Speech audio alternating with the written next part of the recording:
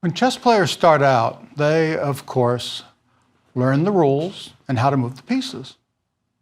But after that, everyone of every age can't wait to build tactical skills so they can chase down and execute the enemy king in various colorful, very exciting ways. To accomplish this, stage one of a well-rounded attacking style calls for the mastery of a few must-know tactical patterns. These patterns will be used constantly throughout your chess adventures since they form the foundation for all your combinative, tactical, positional, and attacking operations. Notice how I tossed positional in there. What in the world does positional play have to do with tactical patterns?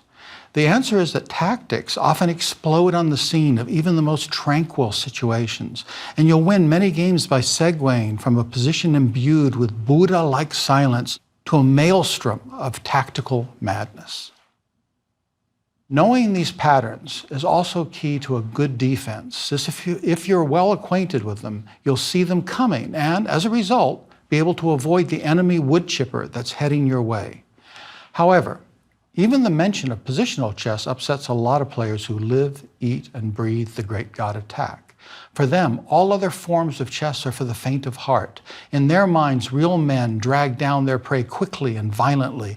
These people, and there are an enormous amount of them, aren't after improvement or true understanding. They just want to let their hair down and rip, rend, and stomp their way to a grand old time. And you know what?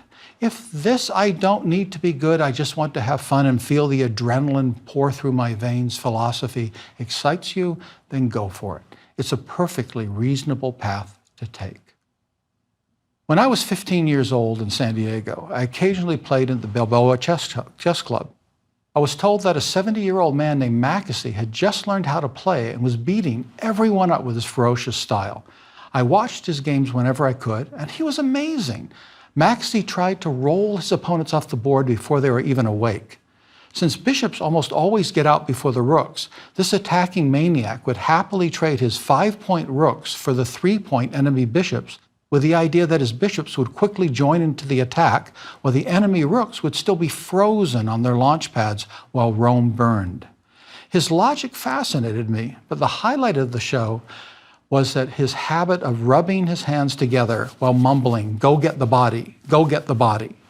Of course, that would be illegal in a modern tournament setting, but imagine the effect that had on his opponents. Let's start our first steps to attacking mayhem by looking at the 3 go-to tactical punches: pins, skewers, forks. Pins and skewers are incredibly important since they constantly turn up in all kinds of positions. And if you manage to execute either one of these deadly weapons, the game can, if it's a particularly virulent example, end like that. Let's have a look at a complete game that ends in only 4 moves because of a pin. At first, the game starts out normally. E4, freeze the bishop, freeze the queen, controls 2 very important central squares. Perfect move. Black plays this move. The only problem is the queen is going to be pulled out. White takes, and now the queen is vulnerable. Usually you don't want to bring your queen out too early because anything that attacks it will chase it away. The queen cannot be lost to a weaker piece. So therefore, having the queen out there, it's a target. White, of course, says, all right, I'm going to develop a piece and at the same time hit the queen. So the queen has to move. Normally in this situation, the queen would just go to A5 or to D6. Those 2 moves are quite popular. However, in this situation, queen C6. And this has been played thousands of times by beginners. Unfortunately, bishop to B5. And suddenly the queen is pinned to its king. You can't move away because then you would hang your king. Can't do that. And if you leave it there, you'll be taken. And so really, there's nothing to do. And after queen takes, just knight takes, that wins the queen. And so after bishop B5, black has no choice but to resign. Of course, a pin isn't always deadly. In fact, many pins are simply temporary annoyances. The game is about even, and neither side has done real damage to the other. Black decides to pin white's knight, with bishop to g4. So he's threatening this knight, and if the knight were to move, there goes the rook. So this is a pin. However, it's no big deal. White can simply block the pin and guard the knight, and everything's okay. So after something like bishop e2, like we just did, king g7, rook to e1, you still can't move the knight because now the knight's pinned to the bishop. So white just moves his rook, guarding this. And next move, for example, let's say black plays something like rook d6, knight e5, and now the pin is done, everything's fine, and the game is even. There's nothing wrong with annoying your opponent, but when you look at our initial example, you'll notice that the pinning bishop is threatening something of greater value than the bishop, namely the enemy queen. Meanwhile, in our present example, the pinning bishop is threatening something of equal value, naming the knight. That means that capturing in our first example is a winner since you're picking up a queen for a bishop, while in the second, it's just an equal trade, 3 points for 3 points. Again, there's nothing wrong with the second pin, but one is crushing and the other is nothing more than bothersome. Though, if bothersome is the best you have, then you should go for it. Bishops aren't the only piece that can pin.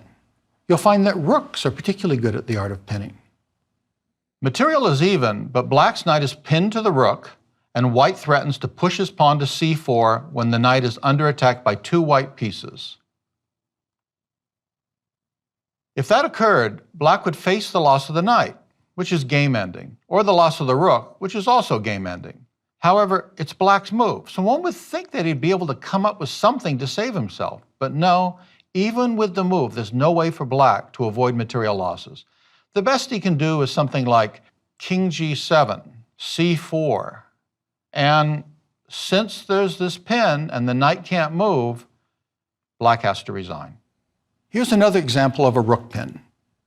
Material is even since white has a rook worth 5 points, but black has a knight and 2 pawns for it, also worth 5 points.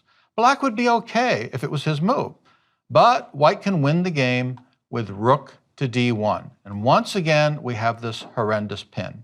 He has to guard it, so c6 would be played. And then after e4, the knight's a goner because it can't move, because you can't let your king be taken on this file, and black needs to resign. Kings, pawns, and knights can't pin, but if rooks and bishops can, then the queen, which has the combined powers of a rook and bishop, should be a pinning machine.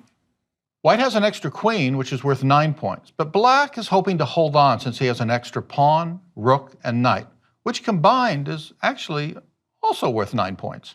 Alas, this is a hollow dream since white can create a deadly pin with queen to h4 when the knight is attacked. And if it were to move to safety, for example, by knight to h7, suddenly the queen takes the rook. So we have this pin. One would think, well, all right, surely he can guard the knight in some fashion. The problem is that he can't play f6 to guard it because this bishop is pinning that pawn. So the pawn can't do that. And if you were to play knight e6, moving the knight to safety and also guarding this knight guards its rook. Unfortunately, then white simply captures the knight, and if you capture back, you're going to lose the rook. And so since you've lost a whole piece, you have to resign. And yet another pin casualty. The skewer is the same as a pin, except the more valuable enemy piece is attacked and the x-rayed piece is the less valuable. So the pin directly attacks the less valuable piece, while the skewer directly attacks the more valuable piece. In this position, white plays the very tasty-looking bishop to g5. Suddenly, the queen is attacked, and when it moves, the rook will die. The best that black could do would be queen to d4, bishop takes rook, queen takes, and unfortunately, black's going to lose because he's lost a rook for a bishop. If we reverse the position, we'll have a pin instead of a skewer. In this case, after bishop g5, the weaker piece is attacked and the stronger one is x-rayed.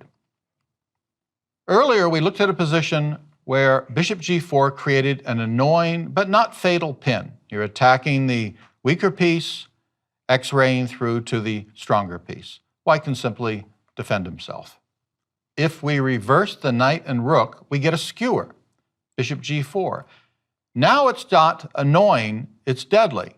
The problem is you do not want to let your rook be taken by the bishop. You can guard it, but then you lose 5 points for 3. You don't want really to let that happen. However, after bishop g4, how are you going to get away? If you move your rook to safety, you're going to lose a whole knight, 3 points. You can't do that. And if you try something like rook d3, guarding the knight, unfortunately that pawn will just take you. Therefore, this skewer is very deadly and white will lose the game. A fork occurs when one piece attacks 2 or more enemy pieces at the same time. Most people think of knights when a fork is mentioned, but the fact is that every piece, including pawns and the king, can fork. A successful knight fork, though, can be pure, thrilling magic. White has a very tasty choice of 2 different forks. Knight g6 check, wonderful. You're threatening the king and you're threatening the rook. That's a very strong move. However, there's something even better. Knight to e6 check. Now you're threatening the king and you're threatening the queen. You win a queen, black's a goner. The knight fork was nice, but a family fork, something that everyone dreams of getting, is electric. Black's a pawn up, but white's knight is very strong on d5. Unfortunately for black, it's even stronger on c7. White plays knight c7 check and creates a family fork. And you can see why it's a family fork. It hits the king, it hits this rook, it hits the a6 rook, it hits the bishop, and it also hits the queen. Obviously, after the check is done, white will go for the queen instead of those other pieces. The game is over. Black's pawn down, but it doesn't look so bad. He has a lot of pressure on this pawn. The bishop's attacking it, the rook's attacking it, so black's thinking, all right, I'm a pawn down, but I'm in the game and I can probably do pretty well. Unfortunately, he's not going to do pretty well. After bishop d5, we have a fork, a bishop fork, and the bishop hits this rook and the other rook at the same time. Even worse, there's no way to guard either rook in a normal sense. In other words, just losing a bishop for a rook, which would be losing, but still, you can't even do that. You're going to lose a whole rook here. And so because you're going to lose a whole rook, black gives up. No reason to play on a whole rook down. Material is even, and black has just moved his rook to b6, attacking the a6 pawn. Black was feeling quite comfortable here until he saw white's reply, rook to c7. This forks the pawn and the bishop and wins material. After bishop to d6, rook takes e7, and white's a pawn is very close to becoming a queen. Black, of course, will play on in this position, but ultimately he's going to lose because that pawn is going to turn into a queen, or at best, black would have to give up his bishop for that pawn, leaving himself a bishop down.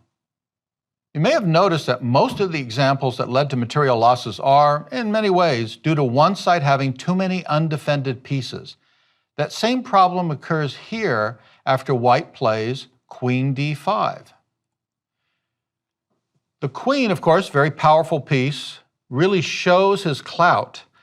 With that one move, he has forked the rook on f7, the rook on a2, and the knight at b7. Faced with enormous material loss, a rook, black would give up or play on, knowing that his goose is cooked. Black has just checked white's king with rook e6 check. Everything's fine. Both sides have a rook, black has a knight, white has a bishop, one pawn each. Looks like a draw. However, the king forks black's rook and knight at the same time. There's no way to guard both of them. And suddenly from, oh, this is an easy draw, to I am doomed because the knight is ready to fall. And once again, a fork takes the opponent down. We've seen knight's fork. We've seen the king fork. We've seen the queen fork. We've seen bishop forks. But pawns can also fork. White's pawn in this position happily moves to d5. Suddenly, at the same time, it attacks a knight and a rook. But maybe black saw this and had an hallucination. He thought, okay, that's very threatening, but what if I go rook to d6, pinning the pawn, because my rook, if he took it, took the knight, would take white's rook.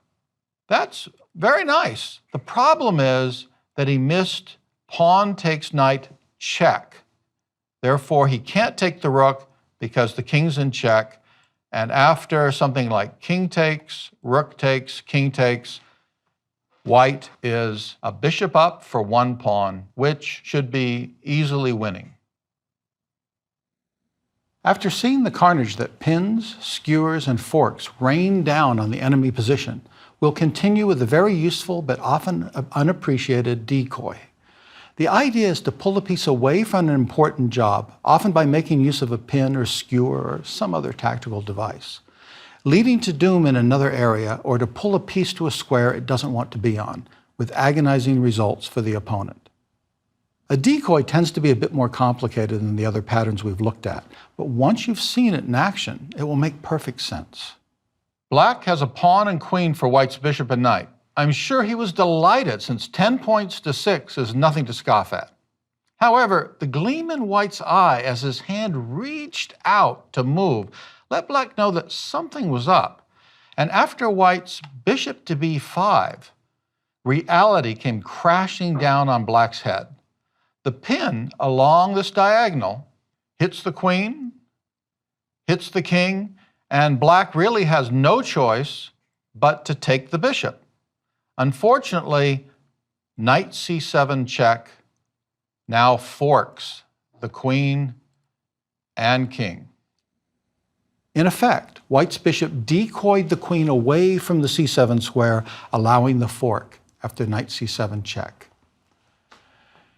Here's another kind of decoy. Material is even, and though white's battery along the h1, a8 diagonal is directly aimed at b7, black's queen is defending it, so everything's fine. Or is it? White makes use of a decoy, gobbling up a bishop with rook takes d6. Normally, that wouldn't be a problem because the queen is guarding it. However, queen takes d6 pulls you away from this key b7 square, allowing queen takes b7 mate. So after rook takes d6, black has no good move. He's just lost a bishop for nothing, and he's not going to survive. In a way, one can think of forks, skewers, and pins as double attacks, since one piece attacks two at the same time. In fact, the main idea of a double attack, making two threats at once, is the backbone of the vast majority of tactical themes. Here's a famous example of a pure double attack. White's a piece for a pawn behind, but he deliberately gave up that piece knowing that he had a crushing double attack. Of course, rook takes c8 check, queen takes c8, does nothing. It just makes an even trade. So you need to find something better. What white did is queen to c3. Now, rook takes c8 check is threatened, which wins a whole rook. You can't allow that. But the problem is you also threaten queen takes g7, which is mate, which is even worse than losing a rook. And faced with losing a whole rook, with check no less, and a mate, usually black would give up. Unlike the pure double attack, the discovered attack is different in that one piece doesn't make both threats. White makes use of our old friend, the unprotected enemy piece, by sacrificing the bishop and uncovering an attack against black's queen by white's. Bishop takes f7 check. You're giving your bishop away. However, because he's in check, he has to take it or move out of the way. And once you do that, suddenly you notice that the queen is left standing there, helpless, undefended, and white simply chops it off and wins the game because, well, he's won black's queen. Going back to our initial position, you can see black's queen was floating around the board without a defender.